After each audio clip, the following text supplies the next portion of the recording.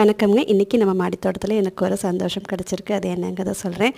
அதுக்கு முன்னாடி இன்றைக்கி எங்கள் ஊரை பொறுத்த வரைக்கும் பார்த்திங்கன்னா பயங்கரமாக இருட்டிகிட்ருக்குங்க. காலையில் 8 மணி. அப்போ பார்த்திங்கன்னா 6 மணி மாதிரி இருக்குது. அந்தளவு மழை மேகம். இன்னும் கொஞ்சம் நேரத்தில் மழை வர மாதிரி இருக்குது. இன்றைக்கி நம்ம மாடித்தோட்டம் பார்க்கலாம் வாங்க. அழகழகான ரோஜா பூக்கள், Kashmiri rose, white button rose, white rose, அதுக்கப்புறம் இருக்குது செம்பருத்தி பூக்களும் நிறையா இருக்குது.